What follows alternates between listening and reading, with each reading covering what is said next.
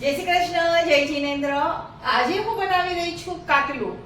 તો શિયાળુ સ્પેશિયલ છે, વિન્ટરમાં ખાવાથી બહુ ફાયદા છે આના। તો આપને આ દેખાડું, આ બદામ છે, આ કાજુ, આ ગુંદ અને આ કાટલાનો મસાલો રેડીમેડ મળે છે બજારમાંથી, એ મેં લીધો છે। ઘરે પણ બનાવી શકાય છે, પણ મેં બહારથી લીધો છે। સાથે આ ગોળ છીણેલો રાખ્યો છે। આ ઘઉંનો જે આપણે રોટલી બનાવીએ છીએ રોટલીનો લોટ લીધો છે। તો સૌપ્રથમ તો આપણે ગેસ ચાલુ કરી ઘી ગરમ મૂકીશું। ઘી થોડું સરખેથી મૂકવાનું છે, કેમ કે આપણે પહેલા એમાં ગુંદ ફ્રાય કરીએ છીએ, ત્યાર પછી આપણે લોટ શેકવાનું કરવાનું છે। એટલે અત્યારે આટલું ઘી મૂકી દઈએ, એટલે ફટાફટ એમાં ગુંદ ને આ બધા જે ડ્રાયફ્રૂટ છે ને એ ફ્રાય થઈ જાય। ખૂબ હેલ્ધી હોય છે આ, અને ખૂબ સારું છે શરીર તંદુરસ્તી માટે પણ।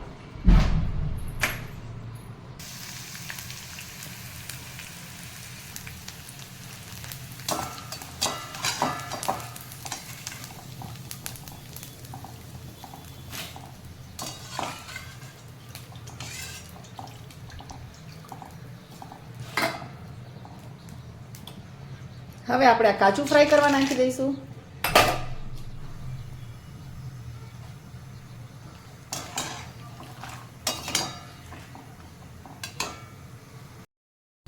તો આપણું આ ઘી ગરમ થઈ ગયું છે। હવે ઘીમાં આપણે ગુંદ નાખીશું।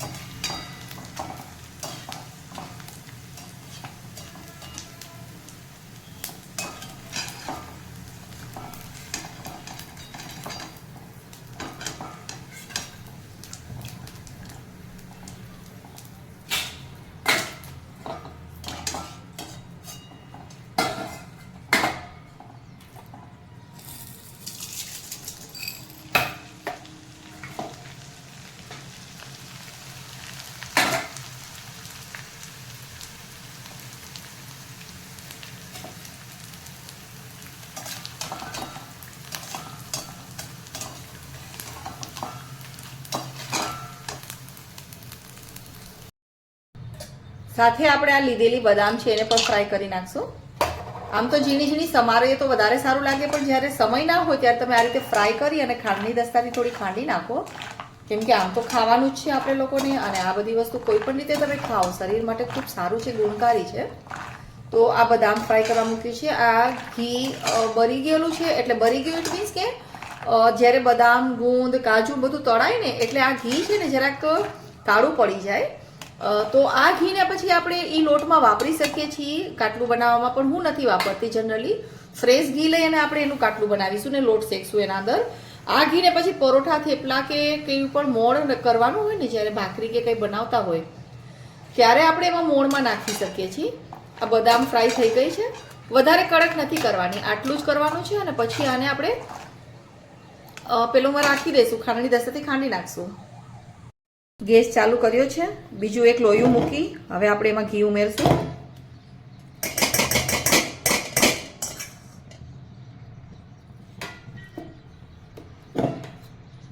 જનરલી એક વાટકો લોટ હોય ને તો અડધીથી પોણી વાટકી તો એ આપણે ઘી જોઈએ જ છીએ એમ સમજી લેવાનું। પછી ઘટે તો પાછું બીજું નાખી શકાય છે। અને એક વાટકો લોટ હોય તો સામે એક વાટકો ગોળ હું લઉં છું, એનાથી વધઘટ આપણે કરવો આપણી રીતે કરી શકાય છે। તો આ ઘી ગરમ થાય પછી આપણે આ લોટ એમાં શેકવા નાખી દઈશું।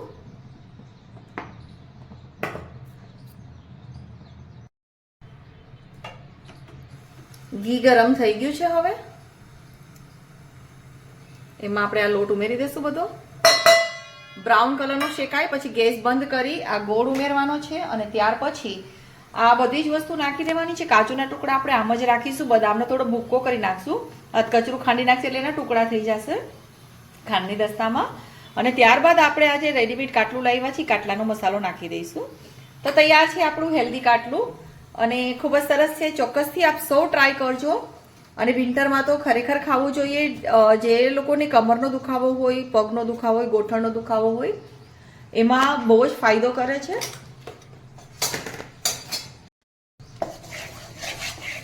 આપણે ધીમા તાપે આને થોડી વાર શેકવાનું છે.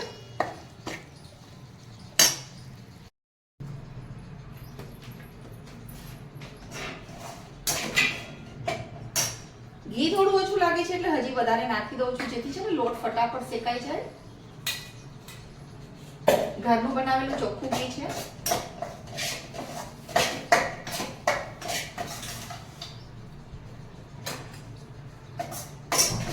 ધીમા તાપે આ રીતે લોટને શેકવાનું છે આપણે.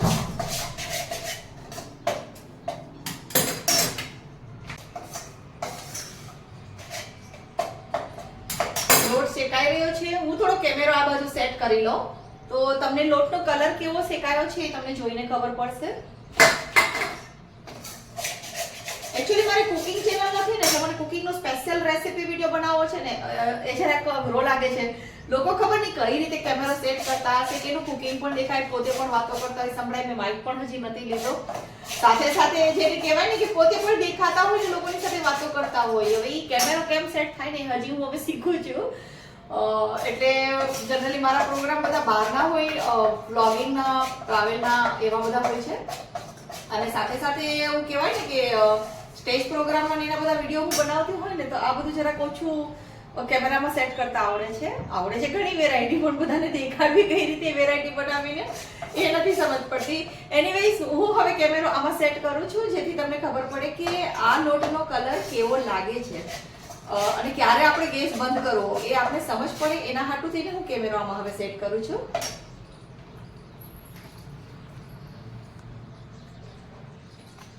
તો આ આપણે લીધો કેમેરો, અહીં લીધો. સ્ટેન્ડ તો લઈને રાખ્યું છે પણ એટલું અઘરું પડે છે.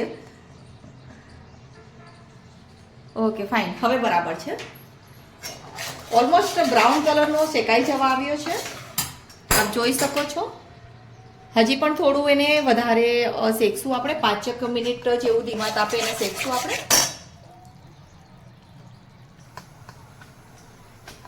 ગેસ થોડો મેં ફાસ્ટ કર્યો છે એટલે જરાક જલ્દી શેકાઈ જાય.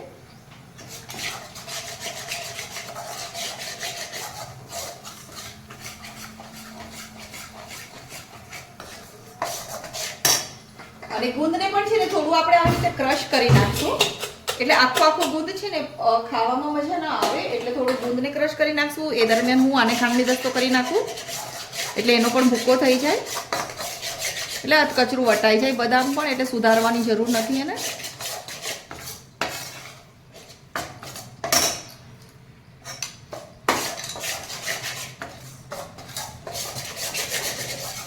આમાં કોપરાનું ખમણ ને બધું નાખી શકાય, પીપરી મૂળ નખાય, એક્સ્ટ્રા સૂટનો પાવડર નખાય, પણ હું કંઈ જ નથી નાખતી. મને ઓછું પસંદ છે કોપરાનું ખમણ, એટલે કાજુ બદામ વધારે નાખું. કિસમિસ પણ નખાય, પણ કિસમિસ પણ અમને નથી ભાવતી એટલે હું નથી નાખતી. મેક્સિમમ જેટલા ડ્રાયફ્રૂટ તમે નાખી શકતા હો એ બધા જ ડ્રાયફ્રૂટ નાખવાના, બધા જ નાખી શકો છો. મેઇન જે છે ને એ આ લોટ શેકાવાનું ઇમ્પોર્ટન્ટ છે. બ્રાઉન કલરનો થાય ત્યાં સુધી આપણે લોટને શેકવાનું. પછી ગેસ બંધ કરી, એ લોટ અને ઘી ગરમ જ હોય ત્યારે આપણે એમાં ગોળ નાખી દેવાનો છે, પણ ગેસ બંધ કરવાનું ખાસ યાદ રાખવાનું. ગેસ બંધ કર્યા પછી જ ગોળ નાખવાનું, નહીંતર જે આ સુખડી બને છે ને એકદમ ચવડ થઈ જશે. એટલે પછી આ ગોળ નાખી દેશું એટલે પીગળી જશે નહીં મળાય, એટલે આપણી સુખડી તૈયાર થઈ. ત્યારબાદ બધા ડ્રાયફ્રૂટ અને છેલ્લે ગરમ જે આનો કાટલાનો મસાલો છે એ નાખી દેવાનો. તો શેકાઈ ગયો છે આપણો આ લોટ. હવે હું ગેસને બંધ કરું છું. ગેસ બંધ કર્યો. 2 મિનિટ પછી આપણે એમાં ગોળ નાખીશું. હવે આપણે એમાં ગોળ ઉમેરી દઈશું. થોડો ઓછો નાખું, પછી કદાચ વધારે ગળ્યું થશે તો કોઈને ભાવશે નહીં.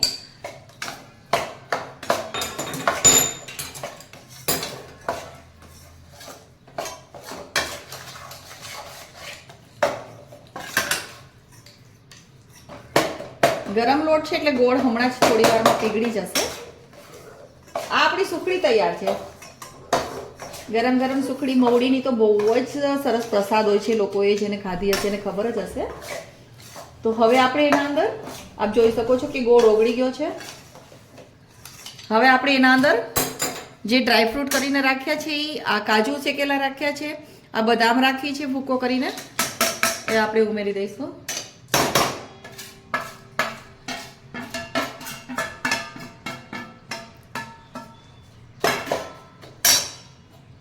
આ ગુંદને પણ મેં ભૂકો કરી નાખ્યો છે, એટલે અધકચરો એવો એમ કે ભાઈ આખે આખો ગુંદ ભાવતો નથી ખાવામાં, અને આનાથી છે ને સારું પણ લાગે છે કાટલું.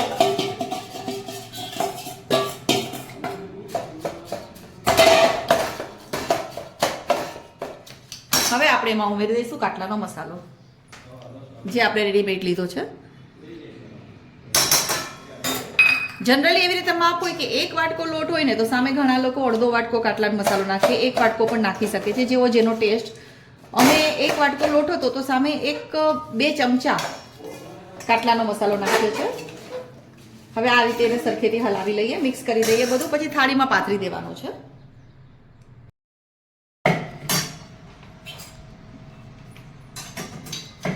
હા, આપણું કાટલું તૈયાર થઈ ગયું છે. હવે આપણે એને થાળીમાં ઢાળી દઈશું.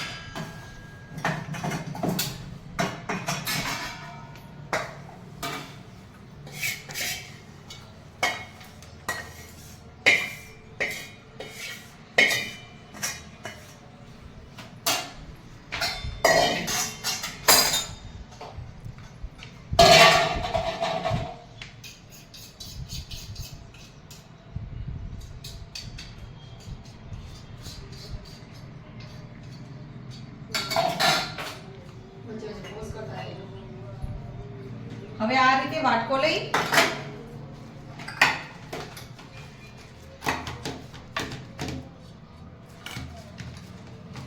પ્લેટફોર્મ એવો કન્જસ્ટેડ છે.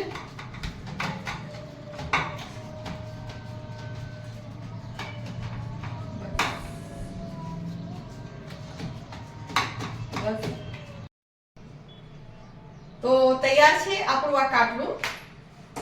પછી આ રીતે ધીમે ધીમે એના પીસ કરી નાખવાના.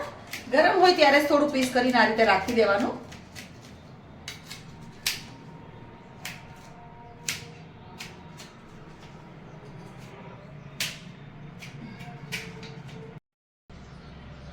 તો તૈયાર થઈ ગયું છે આપણું આ કાટલું. આ પીસ કરીને રાખી દીધા. થોડી વાર પછી ફરી પાછું આના ઉપર કટ મૂકશી એટલે સરસ આખા પીસ આપણા નીકળશે.